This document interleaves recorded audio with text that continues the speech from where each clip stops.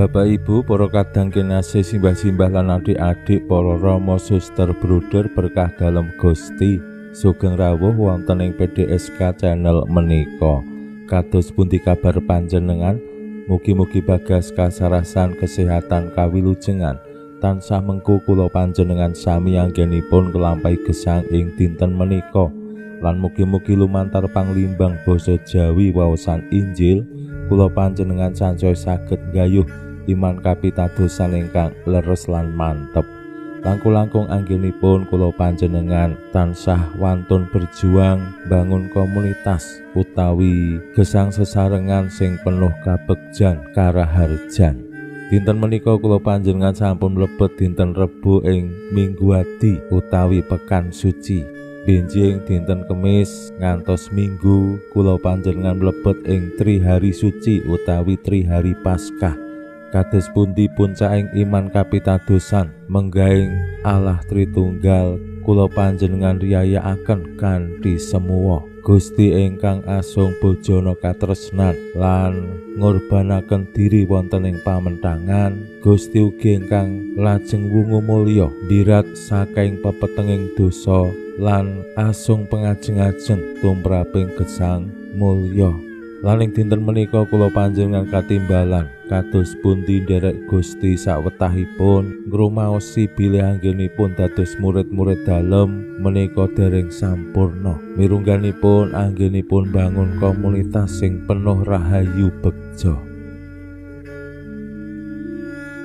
Salah setunggal bab ingkang dadosaken kados pundi komunitas menika dereng saged begja rahayu bahagia menika nggih magayutan kalian yatra arta alias duit. Tigang dinten menika kula ngajak Bapak Ibu para kadang kinasih kados pundi arta menika nggadhahi pengaruh sing gedhe tumraping gesang kula panjenengan sacara pribadi menapa dene sacara bareng-bareng. Duit bisa dadi dukungan tumraping awake dhewe anggenipun gesang, ning ya gara-gara duit ndadekake awake dhewe dumawah ing dosa utawi nggih adamel cerah sulaya. Komunitas murid-murid dalem Gusti Yesus gara-gara duit ya terus do cidra lan kaancam para murid sami do endo. Pramila monggo kita pirengaken sabda dalem Gusti ing dinten menika lan kita wiwiti kanthi sembahyang sawetawis. Konjo ing asma dalem Hyang Rama saha Hyang Putra tuwin Hyang Roh Suci. Amin.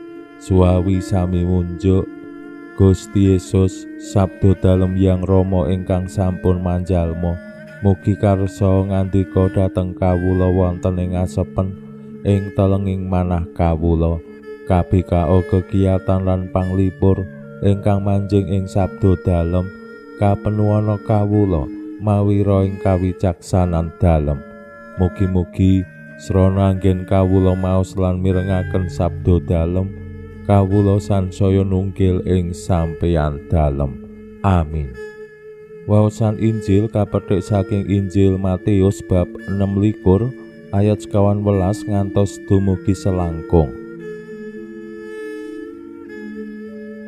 Nalika samono salah sijining murid 12 kang aran Yudas Iskariot lunga sowan para imam agung lan matur, "Kula badhe dipun paringi menapa menawi tiyangipun kula ulungaken dhateng panjenengan?" Lan Yudas diulungi dhuwit 30 perak. Lan wiwit nalika iku Yudas golek dalan bisane ngladosake Gusti Yesus. Ing dina wiwitaning riyaya roti tanpa ragi, para murid padha sowan Gusti Yesus nyuwun preksa, "Saking keparengipun Gusti, wonten ing pundi anggen kula kedah nyawisaken bojana Paskah?" Paring dalem wangsulan menyanga ing kutha. ketemu karo si Anu lan kandha. Dawuhipun Gusti, wanciku wis cepak. Aku arep bojono Paskah karo murid-muridku ana ing omahmu. Para murid nuli nindakake apa sak pangandikane Gusti Yesus lan nyawisake bojono Paskah. Bareng wis wayah sore, Gusti mapan lenggah dahar bebarengan karo murid 12. Sakjerone padha kembul dahar mau, Gusti Yesus ngandika, "Aku kandha sakbenere, salah siji ing antaramu ana sing bakal ngulungake aku." Para murid padha sedih lan munjuk genti-genti. "Menapa kula, Gusti?" "Paring dalem wangsulan. Sing lebokake tangane ing tuwung iki bareng karo aku, ya iku sing bakal ngulungake aku.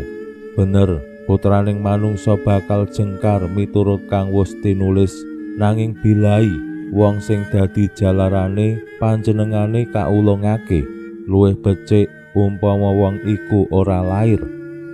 Yudas kang bakal ngulungake Gusti Yesus nuli matur, "Rak sanes kula ta Gusti?" Gusti paring wangsulan, "Kowe wis ngarani dhewe." Makaten sabda dalem Gusti. Suawi sami munjuk, Gusti kawula munjuk sembah nuwun karana sabda dalem. Sabda dalem dadosa obor ingkang madangi margining gesang kawula. Katuntuna kawula sageta sabda dalem menika numusi manah ngantos tansah ngrembaka kangge nggayuh gesang ing suwarga. Amin. Bapak Ibu para kadang kinasih simbah-simbah lan adik-adik, wonten ing waosan Injil dinten menika kula panjenengan nampi jawaban utawi nemu jawaban rikala bojana pungkasan Yudas Iskariot medal utawi kisah nilar bojana lan pranyata nuju dumateng komunitas para imam agung lan tawar-menawar utawi bangun kesepakatan yen aku ngulungake dheweke opahku apa.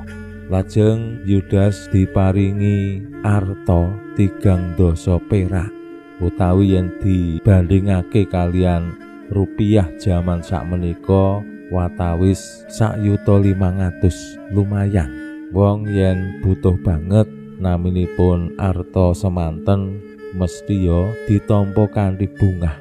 Wong bab duit menika ya subjektif. Kadangkala awake dhewe rumangsa duit 2.000 kuwi ra ana nilene.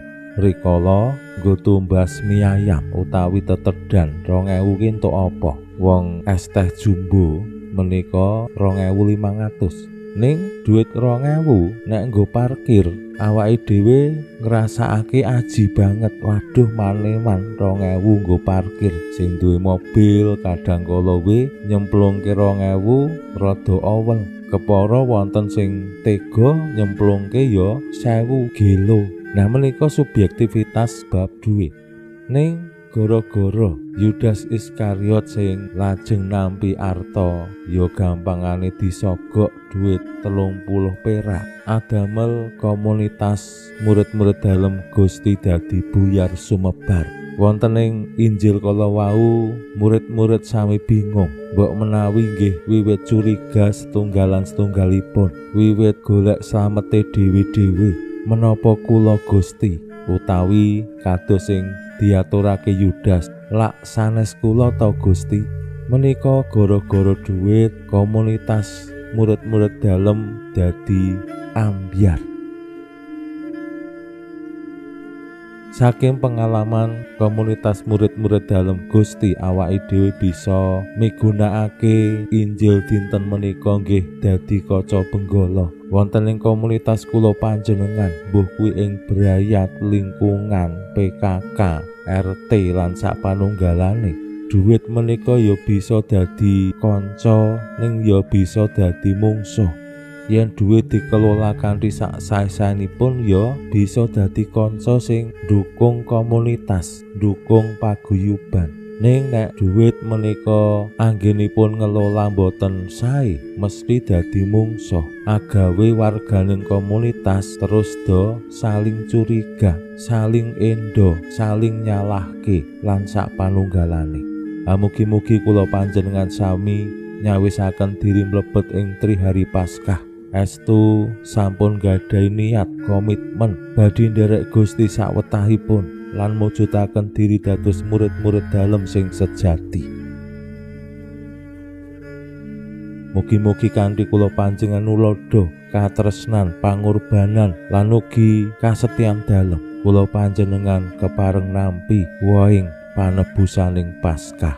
Pinuji Allah sakmenika sarta ing salami-laminipun. Salam sehat, salam bahagia, salam katentreman. Lan mugi-mugi lumantar panglimbang dinten menika kula panjenengan tansah jinangkung ing berkah dalem Gusti ingkang Maha Kuwasa, Hyang Rama saha Hyang Putra tuwin Hyang Roh Suci. Amin.